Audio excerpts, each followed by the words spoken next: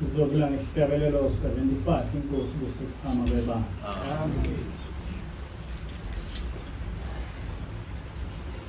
Kosinika izindebe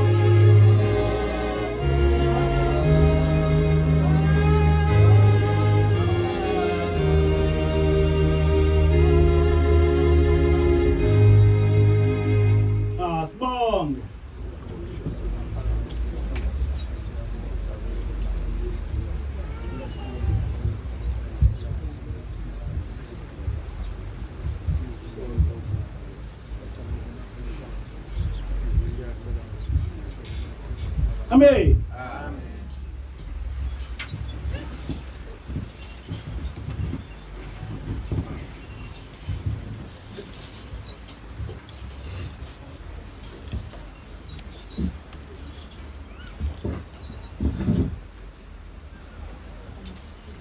Zonke izihlabelelo zomprofeti ziyimfundiso. Onke amahubo omprofeti iBhayibheli. Okuseqinisweni awukho umehluko phakathi kwamahubo kaDavid namahubo omprofeti uZasha. Awukho umehluko omncane. Umehluko ukuthi kumahubo kaDavid asikwazi ukuwahlabelela, kodwa ayomprofeti ayakhuluma sibe sikwazi ukuwahlabelela. Kulesi sihlabelelo uShembe uthi, Nkosi nika izindlebe zethu ukulizwa izwi lakho. That is a prayer. That is a teaching where you teach yourself. Ukuthi Nkosi akuthi ma kukhulunywa la esontweni, akuthi ma kukhulunywa ngendaba yakho, kukhulunywa ngezwi lakho, ngizwe. Nkosi nika izindlebe zethu ukuba sizwe izwi lakho. Amen. Bese kuthi lokho esikuzwayo sikubambe. Sibambe singayeki imiyalo yakho.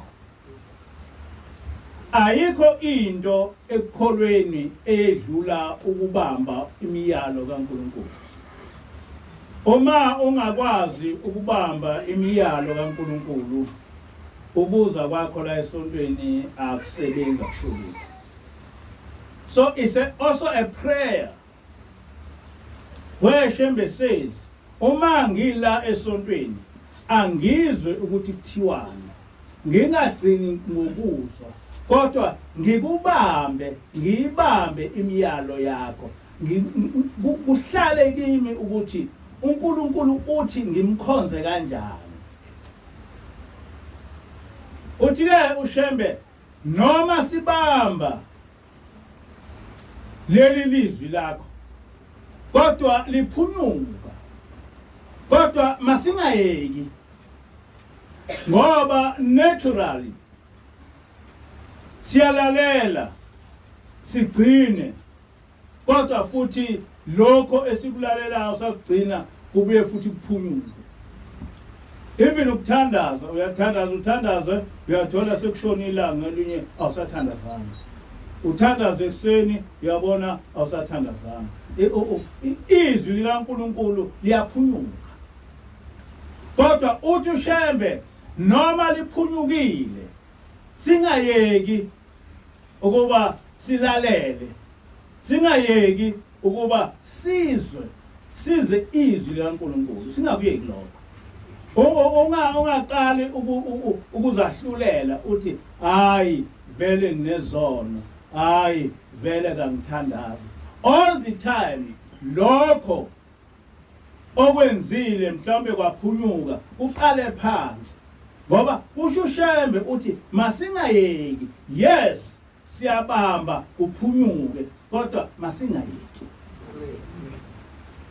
Uthi ngani, why sifanele ukuthi singayeki ukuthandaza, singayeki ukulalela izwi likaNkulunkulu. Uthi uShembe, ngokuba izwi likaNkulunkulu luludondolo oluhle. Ukulalela izwi likaNkulunkulu kuludondolo oluhle imiyalo yakho. Ngamanye amazwi, imiyalo kaNkulunkulu iludondolo oluhle lwakho. Udondolo kusho induku ephathwa amakhehla nezalukazi. Ziphathelana le nduku ngoba zisuke zingasenawo amandla. Sekulula ukuthi ewe sekulula ukuthi engakwazi ukuhamba usegobile so uselekelelwa udondolo njengoba kade esho njena umama ubheka ethi una 81 years kodwa akaliphathi udondolo, which means ukuthi aludingekile ngoba usaqinile yize seno 81 years kodwa akakaliphathi udondolo. Nanangu ubaba nayo over 8 years ngaze ngibone idondolo. Kodwa is over 85 years. Kodwa udondolo is intended ukuthi umuntu oliphethe lumvikele ekuweni.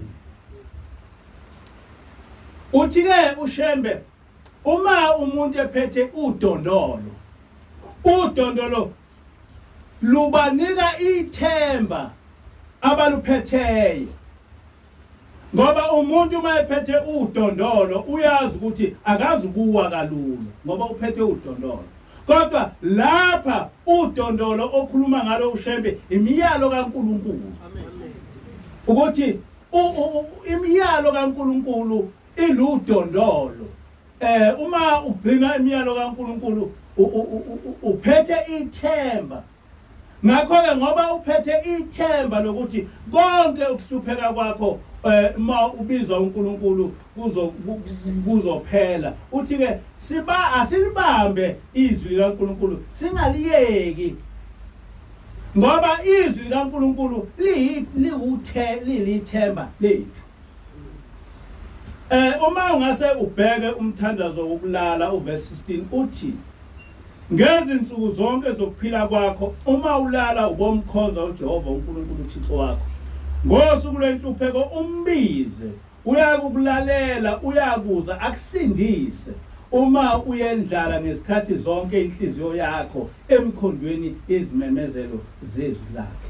Lesi hlabelelo leli verse lomthandazo wokulala lifakazela lesiyahlabelelo ukuthi uma ngabe ulala ubokhonza uNkulunkulu.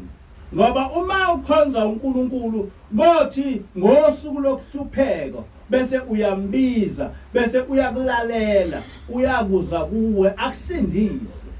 Kodwa lokho kokwenzeka kuphela uma uyendlala ngesikhathi zonke inhliziyo yakho emkhondweni yezimemezelo zezwi lakhe. What does it mean?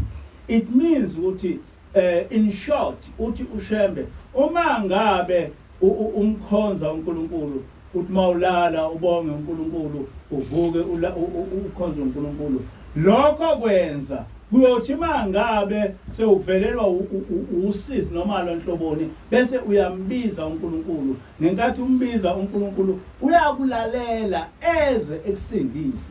Kodwa lokho kokwenzeka kuphela uma ngabe ugcina imithetho yakhe. Lokho kokwenzeka kuphela uma ngabe sonke isikhathi ulala umkhonza. Le nkulumo kaShembe iyafana nenkulumo kaIsaiah 59 from verse 1 to 3. UIsaiah 59 from verse 1 to 3 uthi uIsaiah waseBhayibhelini, bheka isandla sikaJehova asifinyeziwe ukuba singasindisi, nendlebe yakhe ayinzima ukuba ingezwe. Kepha ububi benu bunahlukanisile noNkulunkulu nezono zenu zikusithile ubuso bakhe kimi. So in short uIsaiah lo seBhayibhelini usakhuluma lento eshoshana ukuthi uNkulunkulu usiza umuntu ngoba egcina imiyalo yakhe. uNkulunkulu usiza umuntu ngoba engenazono. Awukwazi ukuthi wenze izono bese kuthi ngoba usuhluphekile bese ufuna uNkulunkulu. Ngelinye ilanga sakhuluma kabanzi ngendaba yomshwarensi. Sathi umshwarensi ufike ungenele in case imoto yami ishayisa. Umshwarensi ungenele in case indlu yami ishe. noma kuba khona into endlini yami entshontshwayo. Umshwarensi ungenele in case ngifa ngendlela mhlawumbe which is not expected. So umshwarensi ungenela ungazi ukuthi kokwenzekani kuyokwenzeka noma kokwenzeka, kodwa ungenele ukuthi mhla sengidinga usizo umshwarensi ungisize. Kodwa umshwarensi awukwazi ukuthi ungavele njena ungazange wawungenela umshwarensi wawukhokhela bese kuthi mhla imoto yakhe iginqikile usuya kumshwarensi company uthi lokhu ukukhandelela. Umshwarensi awukwazi ukuthi ngisho ungawungenela kodwa uma ungasawukhokheli bese uya kumshwarensi usuthi awungikhokhele wona awukhokhi imoto yakho ngeke umshwarensi ufune. So the same thing applies ukukhonza uNkulunkulu.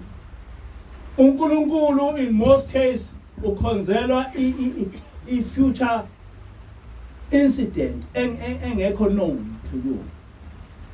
Ukuthi uma ngehlelwa ilokho angithi mangimkhonza uNkulunkulu esabela. Angithi mangehlelwa ilokho uNkulunkulu ngimbiza esabela. Ngoba uNkulunkulu kusho abaprofeti lapho ukuthi uNkulunkulu ukusiza kuphela uma ngabe ugcina imiyalo yakho. Ukugcina umyalo yakho uma lokho uzokuqhathanisa nomshwarensi kusho ukukhokhela umshwarensi. Ukuthi just as umshwarensi ukukhokhela uma ngabe ubungenele, noNkulunkulu ukusiza uma ngabe umkhonza. It is the same. Ngakho ke kubalekile ukuthi sazi ukuthi yonke into esiyenzayo kufanele ukuthi sigcine sikhokhela umshwarensi. And ukukhokhela umshwarensi wasezulwini ukugcina imiyalo kaNkulunkulu. And it cannot be anything else.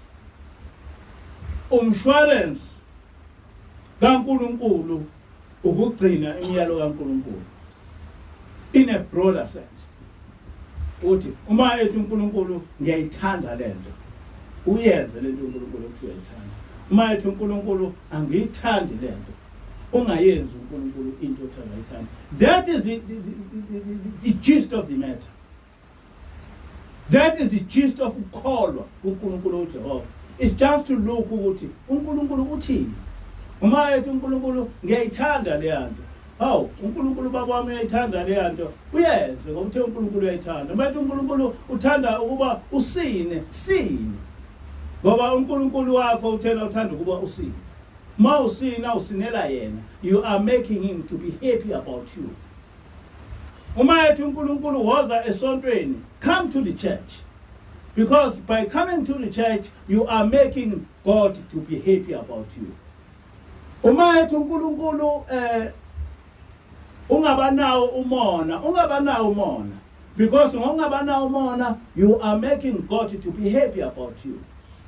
Uma ethi uNkulunkulu ungabanalo ulaka ungambulala umuntu ungamzonda umuntu, do what God says you must do, because by so doing God will be happy about you. And when God is happy about you because wenza into oyifunayo, then ngosuku lwakho lenhlupheko that will be counted. That will be counted. Into ethanda uNkulunkulu is not only ukuthi uthanda ukuthi umdumise njena, uyathanda uNkulunkulu futhi ukuthi usize abanye abantu. You must not be a burden to other people. You must not be a problem to other people. Because by being a burden to other people, uba a burden, uba a problem uNkulunkulu, uNkulunkulu ugcina engakuthandi. And uma ungathandwa uNkulunkulu, then because uNkulunkulu ufana nomshwarensi kuwo uzosizakala kanjani? Because to enter heaven depends ukuthi uNkulunkulu uyakuthanda yini. And uNkulunkulu ukuthanda because wenza noma ulandela imiyalo yakhe. And it cannot be anything else. Awukwazi ukushintsha lokho.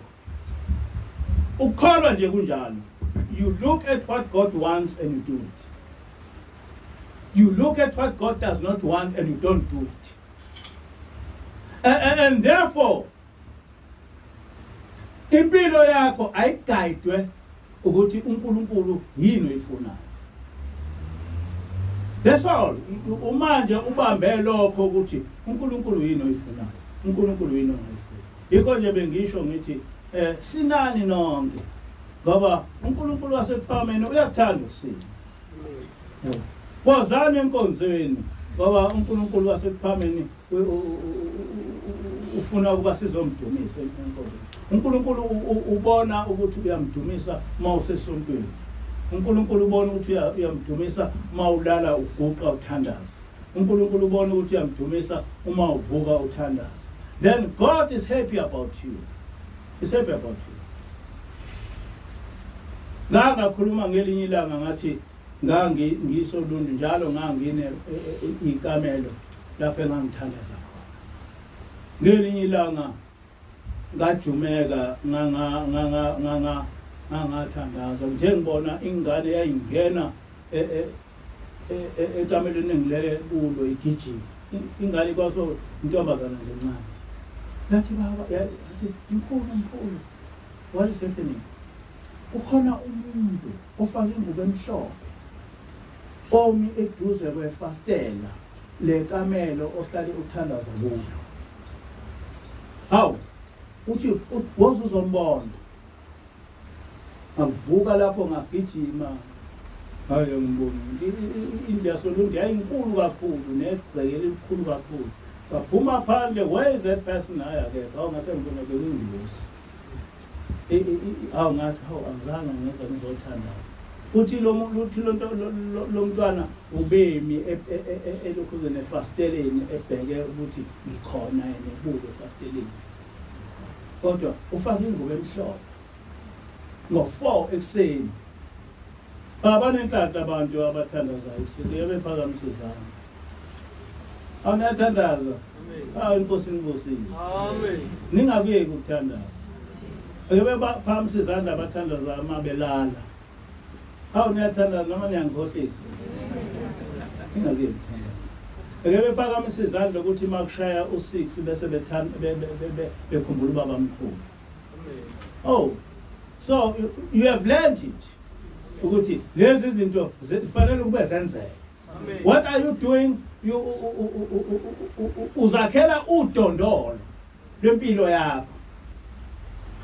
Uzakhela udondolo lempilo yakho. Ngalento yenzayo ngeke ube usahlupheka. Amen. Ngeke usahlupheka. Ihloko engikhuluma ngaso sithi amaphupho nezibonakaliso ezivela kuNkulunkulu kanye namaphupho nezibonakaliso ezivela komubi. Amaphupho nezibonakaliso ezivela kuNkulunkulu namaphupho nezibonakaliso ezivela komubi. Ngifunda incwadi kaDeuteronomy 13 verse 1 to 3. Uma kuvuka phakathi kwakho umprofeti noma umphuphi wamaphupho akunike isibonakaliso nesimangaliso. Isibonakaliso noma isimangaliso akhulume ngaso kuwe bese senzeka. Athi masilandele abanye onkulunkulu ongabaziyo sibakhonze. Awakalalela amazwi alowo mprofeti noma lowo mphuphi. Ngokuba uJehova uNkulunkulu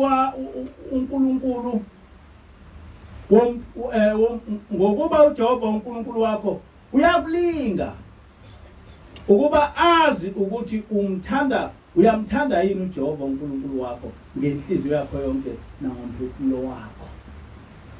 uNkulunkulu uthi uma ngabe uqhamuka umphupho umuntu ochaza amaphupho noma kuqhamuka umprofeti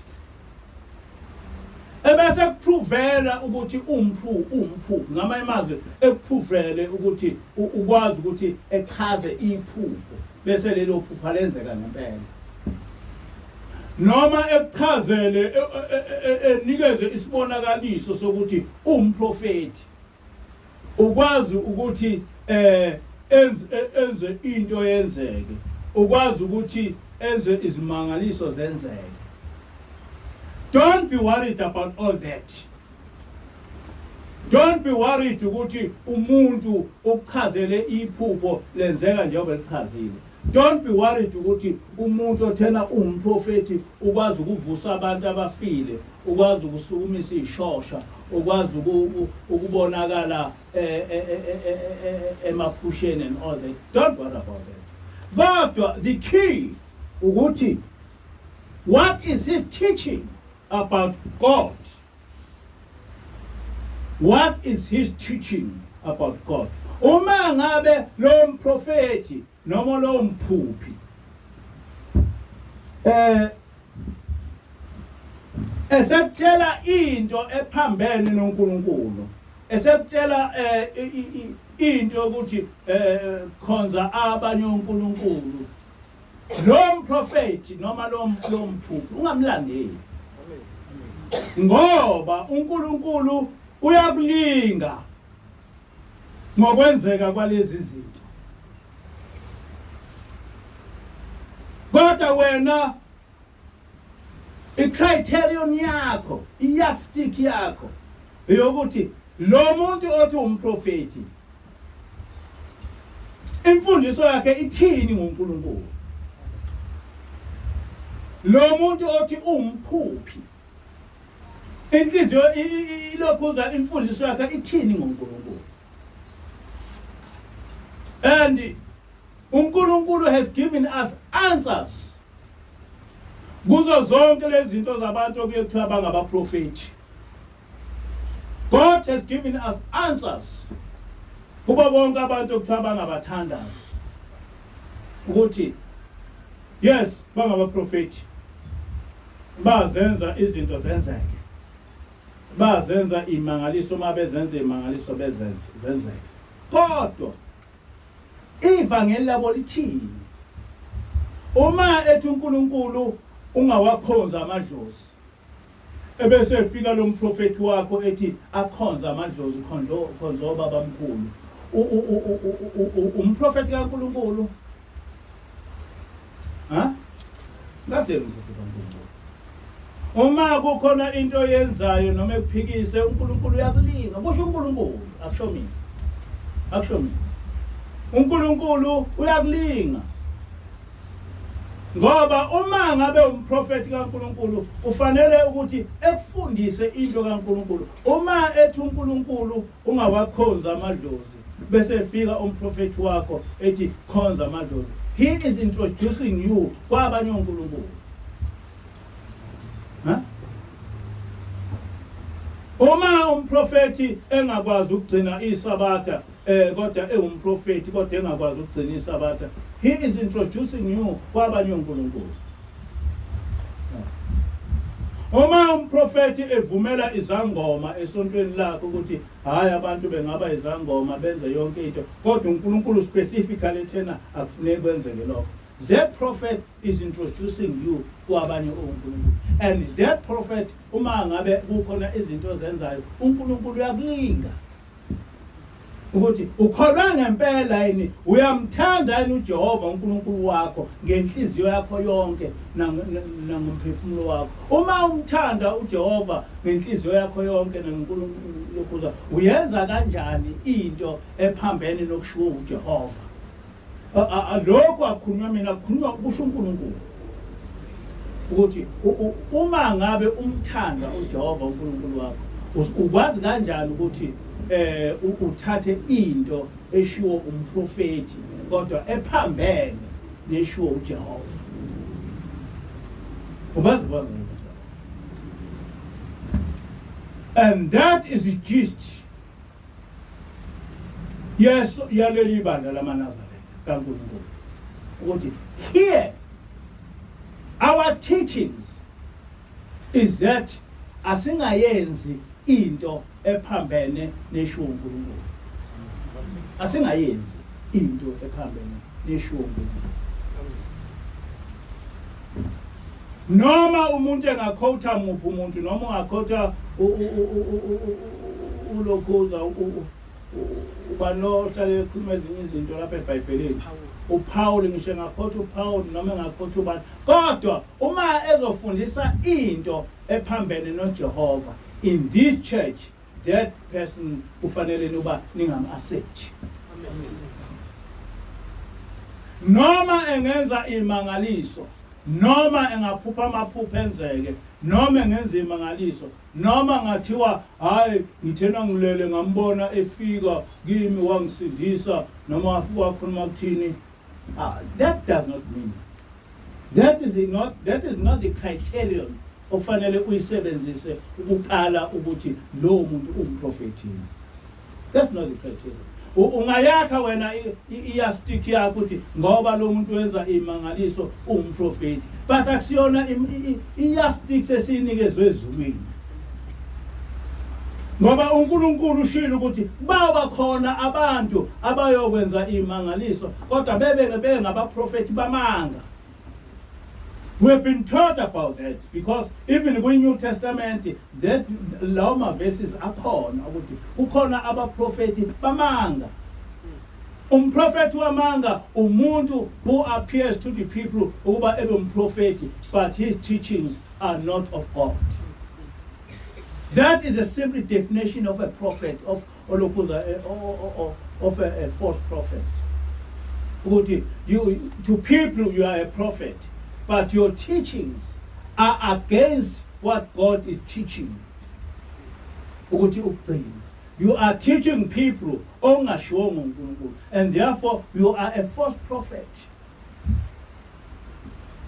Noma ungenza ziphi imangaliso, noma ungaba nezigidi zabantu, noma ungaba baningi abaprofeti lapha abanezigidi zabantu abalandelwa abantu abaningi nana. But the criterion inye yokuthi but wenza khona yini othena uNkulunkulu asikwenze. And therefore njengebandla likaNkulunkulu you have to understand very clear ukuthi amaphupho asebenza kanjani, ukuthi imimoya isebenza kanjani. Because uma ungawazi amaphupho ukuthi asebenza kanjani, ungawazi imimoya ukuthi isebenza kanjani, uyokholwa isitha sikaNkulunkulu ulokhu ucabanga wena ukuthi ukholwa uNkulunkulu because awuwazi umoya ukuthi usebenza kanjani. And we are very fortunate kuleli bandla. I will always say that ngoba uNkulunkulu uthumela umuntu wafika wasichazela yonke into ngokusebenza kwemimoya. And lo muntu osichazela ngokusebenza kwemimoya yena uqobo lwakhe umoya. Kodwa usichazele ngokusebenza kwemimoya ukuthi umoya ubhasobhe la.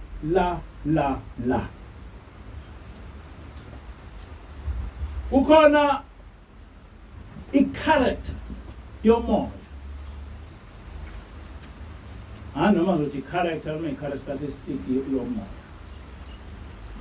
Umoya unale character okuthiwa i-shape shifting. Angazi ukuthi ngesizulu ngathi kodwa ngesizulu ngathi ukushintsha kwesimo. I-shape shifting. Umoya noma imuphi umoya, any spirit has got a power of shape shifting. Ngamanye amazwi umoya uba noma yini ofuna ukuthi ube yiyo. Uma umoya ufuna ukuqhamuka kuwe uNkulunkulu, uqhamuka kuwe uNkulunkulu. Uma umoya ufuna ukuqhamuka kuwe uyimi, uyoqhamuka kuwe uyimi. Uma umoya ufuna ukuqhamuka kuwe uyihlo omkhulu, uyoqhamuka kuyihlo omkhulu kuwe uyihlo omkhulu. Exactly. That is the biggest problem, your moya.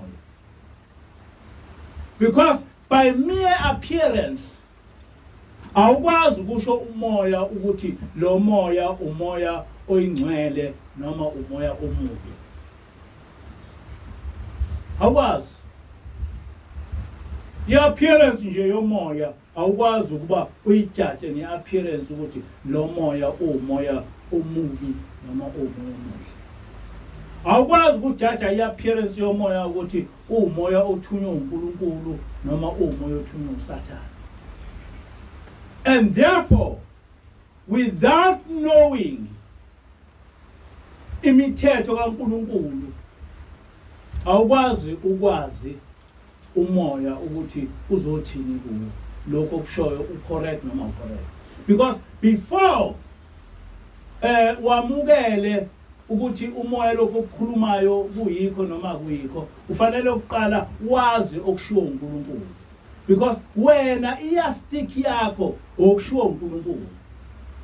So uma sekuqhamuka okuphambana nokushiwo uNkulunkulu, that is how you see ukuthi lo moya akusona umoya ongcwele. But without that awukwazi ukubona. La ekhaya ke sifundiswe kakhulu ngaleyo ngoba safundiswa umuntu naye umoya. Safundiswa la ekhaya noma abanye mhlambe be-interpreta ngendlela ukuthi yathi ingilosi singawemukela amaphupho. Singawemukela amaphupho. Yathi uma uphupha noma ngabe iphupho uli-interpreta wena ngokwakho ukuthi liyiphupho elihle, noma ngabe uli-interpreta ukuthi liyiphupho elibi, but musa ukwamukela iphupho. And yachaza ingilosi ukuthi the danger of ukwamukela iphupho ukuphi ufanele nikwazi. Yathi ingilosi iphupho is a spiritual visit to you. Iphupho akusiyona umuntu noma into efika physically, into efika kuwe spiritual. And ispirit umuntu ocabanga njengawe, ohlakaniphe njengawe. In fact, ispirit isihlakaniphe kakhulu kunawe. And the problem is spirit ukuthi shape shifting. The problem is spirit ukuthi awusiboni. So esikushoyo you just simply assume. Ithi la ingilosi umoya omubi uyakwazi ukuthi ufike kuwe uqhamuke uzenze umuntu ozokutshela into eyingozi kuwe. Kanti uyazi ukuthi uma ekutshela lokhu uzoreacta kanje. Ithi ke ingilosi, that is a danger, because umoya uthi uza kuwe ubusuwazi ukuthi uma ngithi uzoreacta kanje. Uma ngiveza uyise ngithi uyise ufuna ukuhlatshelwa, uyise usesigodini sosizi, ufuna ukukhishwa esigodini sosizi, ubaba akagqokile lapha ekhona, iyazi ukuthi immediately uzenza ubaba wakho, definitely there is something ozoyenza ukutshela yona. Uthi ngenkathi uqhamuka kanjalo umoya bese wena wenza leyo nto kanti usuyifake kolukhulu usizi. Yazi yalinganisa ngokuthi umoya isikhathi esiningi uma ubona ukuthi ngeke uze uhlabele, uyakwazi umoya ukuthi uye kumakhelwana wakho bese uthatha isimo sikayihlomkhulu, wawuzwa ngendaba ukuthi ubaba omkhulu wayenjani, nalo nomakhelwana wakho akamazi ubaba omkhulu wakho, kodwa lo moya uzoqhamuka kumakhelwana uthathe isimo samkhulu wakho bese ufike uthi kumakhelwane, mina ngukhokho walapha Mpanza, noma kwamkhizi noma kuphi, hamba ubatshele ukuthi inkinga ebahluphayo ilokhu nalokhu nalokhu nalokhu nalokhu nalokhu. Phaphame umakhelwane wakho, leli phupho livele libe clear, libe isibonakaliso. Ehambe efike kini nitshele ukuthi ufike umuntu othena uyihlo omkhulu, ubenje enje wathi konke lokhu kuhlupheka kudalwa yilokhu nalokhu nalokhu, ukuze lokhu kuhlupheka kuphele kufanele nenze ukuthi nokuthi nokuthi. Ngenkathi lo makhelwane wakho eqhamuka nalento, the first thing ozoyisho uzothi lo makhelwane wakho, lo makhelwane umazelaphi ubaba mkhulu, ngoba lo muntu omchazayo ubaba mkhulu. Kodwa umakhelwane definitely akamazi ubaba mkhulu. Therefore lento masiyenze masinyane. You are 100% sure ukuthi beku baba mkhulu lo obefike lapha. Kanti no, beku umoya nje omubu bulambile. Ufuna ukuthi uhlatshelwe imbuzi. Bese niyahlaba. Then the next thing uvele ukuhlupheka, nihlabe imbuzi. Next thing lo moya uqhamuke usho lokhuyana kwenziwe, usho lokhuyana kophela isibaya. Nithi nzama ukusatisfy lo baba mkhulu, kanti akukaze kube ubaba mkhulu, ubaba umoya omubu which shape shifted othathe isimo sika baba mkhulu wakho ukuze ukwazi ukuthi ukwenzise into ongayifuni. Ukwenzise into ongayifuni. Kwesinye isikhathi ufike umoya uveze into enhle, uthi uma ungase wenze lento mhlawumbe uzoceba kube njani. So kube iphupho elihle elichaza ukuthi uma ngempela wenza lento uthi no, i-dream yami intshenile ukuthi ngizothola imali, uyibone yonke impela imali uyitholile. Mhlawumbe uye kumuntu ochaza amaphupho, efike echaze ukuthi ngempela leli phupho uma wenza ukuthi nokuthi uzocela impela, and then you do it. At the end kungababikho lento yenza eshiwo. Ithi ke inglosi mayifundisa ngalento ithi iphupho alisiyona ingozi, kodwa iphupho ingozi yalo iqala mhla ulilalela. Ngizothi ngithini? Ithi inglosi iphupho per se asiyona ingozi, kodwa ingozi yephupho ithi mhla ngabe wena uthatha instruction yalo noma uthatha advice yalo bese uqhubeka ngayo. That's why ingozi iqala khona. Ithi ke inglosi uma ngabe uphupha noma ngabe uphupha into oyibuka ngokuthi inhlanhla, noma ngabe uphupha into ethi mayiqhamuka ibe isifo noma ingozi empilweni yakho, ithi the first thing ofanele uyenze ukuvuka uthathe umnikelo uyonikela, ufike ubikele uNkulunkulu lelo phupho njengoba linjalo. Uzofike uthi Nkosi ngithe ngilele kwafika umuntu othena ubaba noma othena ubaba mkhulu, wafike kwakhuluma kanje. Nkosi angazi noma lo muntu bekubaba mkhulu ngempela yini, nokuthi lento obeyisho yinto yangempela yini noma obekhohlisa. Ngakho ke ngalomnikelo ngicela ukuthi uma ngabe lento ibinhlanga wena uyihlole, bese leyo nhlanhla uyenza ukuthi ibe khona. Kodwa Nkosi ngalomnikelo ngicela ukuthi uma ngabe leli phupho beliwukufa noma beliyingozi. Ngicela ukuthi ngalomnikelo ulivimbe ukuthi lingenzeki. Kusho ingilosi. Ithi-ke ingilosi, uNkulunkulu uma usumbikele uzohamba eyolibheka leli phupho lakho.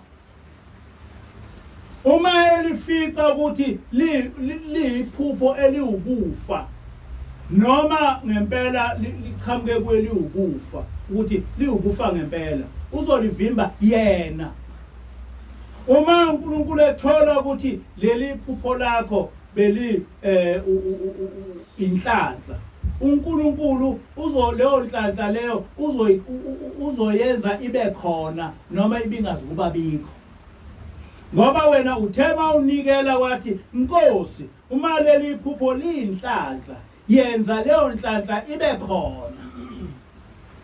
Kodwa uma leli phupho beli ukufa, ixosha. Ithi-ke ingilosi, uyazi ukuthi kuzokwenzeka kanjani. Uma ngabe leli phupho bekuyidimoni ebelikhohlisa, uma like lakubona wenza njalo, ngeke libuye lobaleka lize libe lifisha. And ngeke liphinde lize kuwe lizokhohlisa ngoba seliyazi ukuthi awukhohliseki. Awukhohliseki. Kodwa uma ngabe idimoni lifika kuwe lithenza ukuthi uzogijima uyokwenza, ithi akakho umuntu okwazi ukuchaza amaphupho engathuniwe uNkulunkulu, ngoba umoya uyakwazi ukuhlala kumuntu ocabanga ukuthi ufundiswa amaphupho, ufike umtshele into engekho ebhubhisa abantu njengonongqawuza. Ithi-ke ingilosi, idimoni liyakwazi ukuthi wena uvelelwe yinto bese uthi hayi ngizoya kusibanibani ngiyobona, bese idimoni ligijima liya kulo muntu oya kuyo, bese lifike lihlala kuye, ebese lo muntu lona ekhuluma into oyitshelwa yileli idimoni, ebhulele ethi kuzoba lento injeni, kanti lo moya olokhu uzokhuluma kuyena akusiwona umoya ongcwele, sekungene lona leli yadimoni. Usiyokwenza into ephambene noNkulunkulu, uyitshelwa umthandazi kugijima idimoni belisuka kuwe layohlala kuye lase liyamtshela, ngoba umthandazi isikhathi esiningi akanawo umoya oyingcwele, akakwazi ukwehlukanisa phakathi komoya ongasekuye umoya kaNkulunkulu. Yena uzokutshela yonke into very sure ukuthi lento oyikhulumayo iyiqiniso andezilona. Ngelinye ilanga sabuzwa kwingilosi ukuthi kwenzeka kanjani ukuthi abanye abaholi kuthiwa bafika ngamaphupho, befike besindisa abantu nazo zonke lezi zinto ezishoyo. Ingilosi yahleka kancane, yathi ingilosi, akakho umuntu osenyameni ongaya komunye umuntu ngephupho. Akakho umuntu osenyameni ongaya komunye umuntu ngephupho. Akakho umuntu osenyameni ongasindisa umuntu ngephupho, emsindise lapha engekho khona. Yathi kodwa leyo nto iyayenze ngoba kube nomoya ohambe wathatha isimo salowo muntu. Hayi ukuthi kusuke kuumoya, and lo moya osuke uza kanjalo usuke unenhloso ethize. Yazi yalingalisa naleli bandla, lingalisa naleli bandla lasebuhleni, yalingalisa naleli bandla lasebuhleni. Yathi kulula ukuthi umoya othize ufuna ukungena kumuntu, mhlawumbe akayini Nazareth, kodwa ufuna ukusebenza ngayo. Bese lo moya ubona ukuthi lo muntu lo uyakuthanda ukukholwa, kodwa ufuna ukuya e-NCG kodwa lapha ne-NCG lo moya lona uzokukhululeka ngoba abakholelwe emadlozini. Sichaza la ingilosi ithi ke ingilosi lo moya uyophenduka uzenze uyisemkhulu walomuntu. Usuthi ungaloko uthi uye e-NCG alilungile leli yabandla, wena hamba uye ebuhleni. Ebese lo muntu evuka eneqholo lokuthi ufike uyisemkhulu wathi ungayi e-NCG yana ebuhleni, kanti bengayi uyisemkhulu bekuyidimoni. Leli demoni liyazi ukuthi uma lilapha na ebuhleni lizofike libe comfortable ngoba khona abazukulixosha.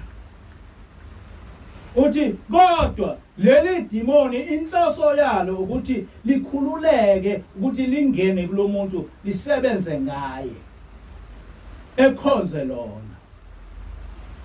Uzothi mayefika lapha nebuhleni bese lokho ethi hayi mina ngalethwa ubaba mkhulu la.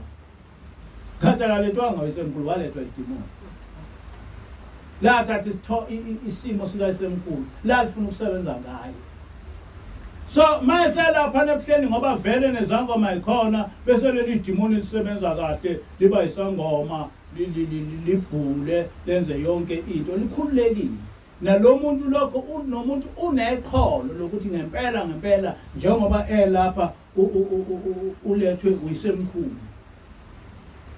uthena i-NCG kanti bengayona isemkhulu bekuyidemoni. Lithatha isimo sika isemkhulu ngoba libonile ukuthi uma ngiqhamuka ngiyisemkhulu lo muntu uzoyenza into engimtshela yona.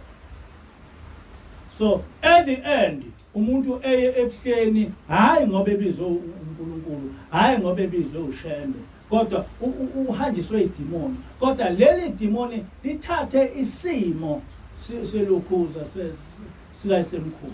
Ithi ke ingilosi idemoni likwazi ukuthi lilokhuze liplane into ekudekayo.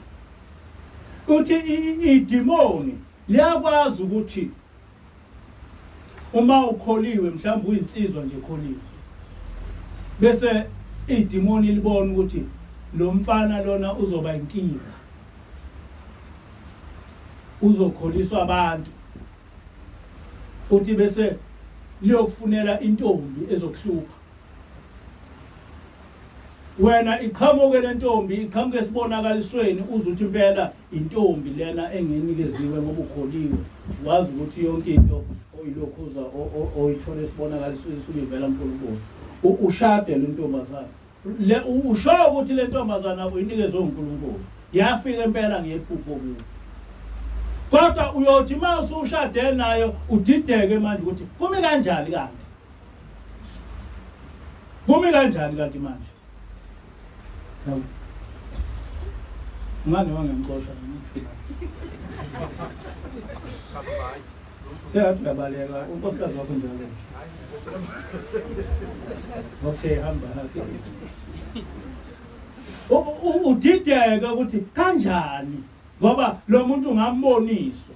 Kanti hayi wawuboniswanga lokhuza waboniswa uSathane. Uwena wavela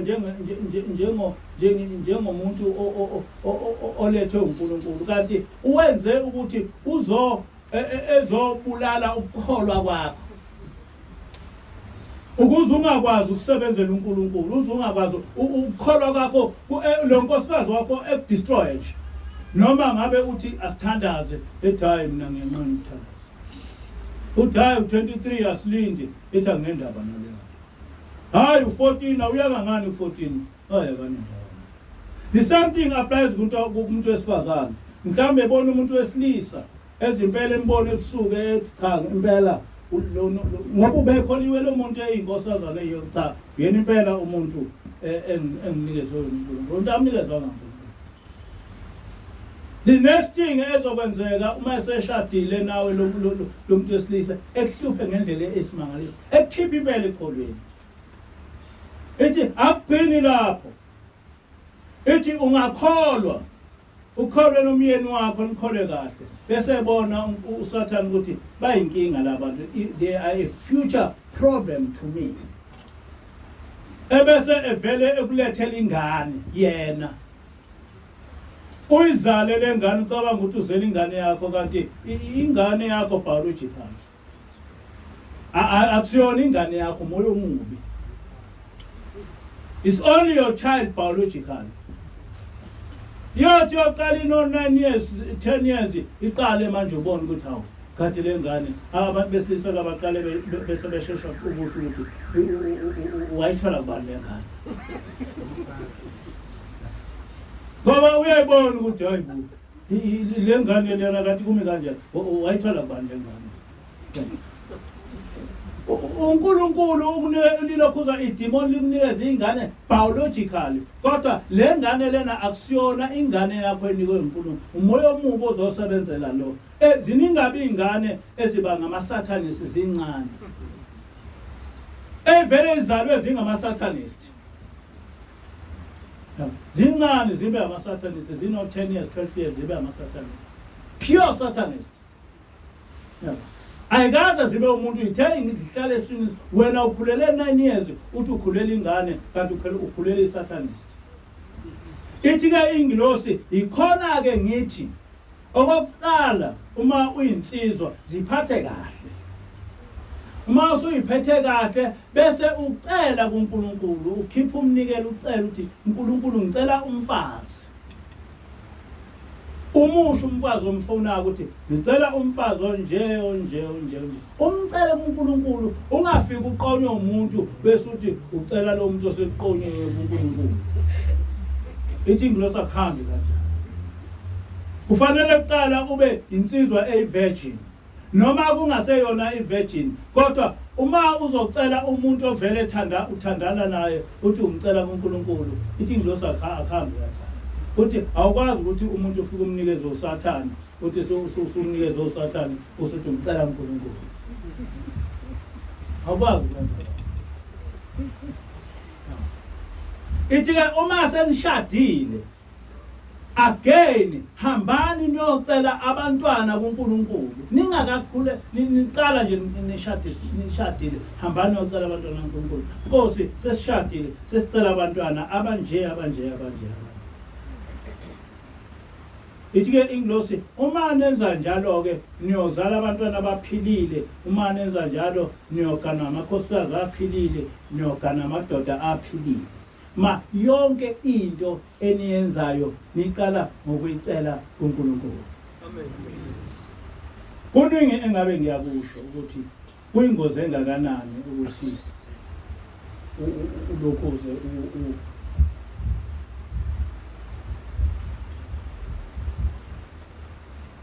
kuyingozi engakanani ukwenza izinto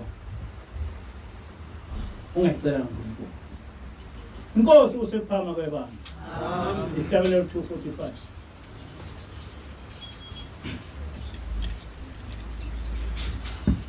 Ngiyambonga uJehova ngalolu uthando lwakhe ngiyambonga uJehova ngalolu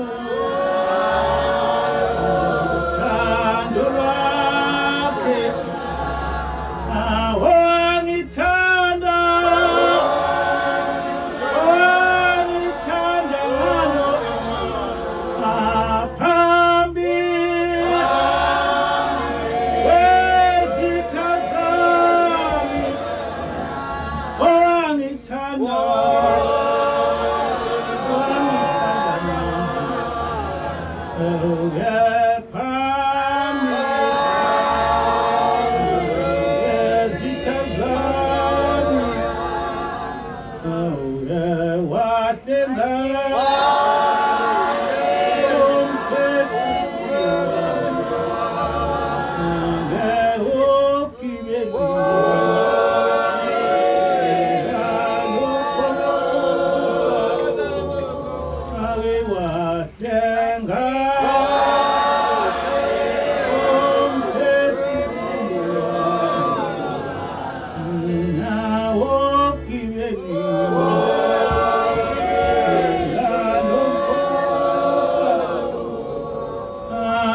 Zichapile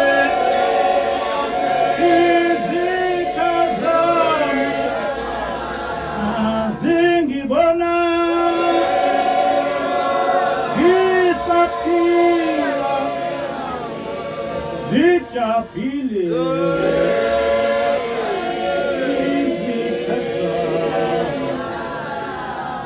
izikazana zingibona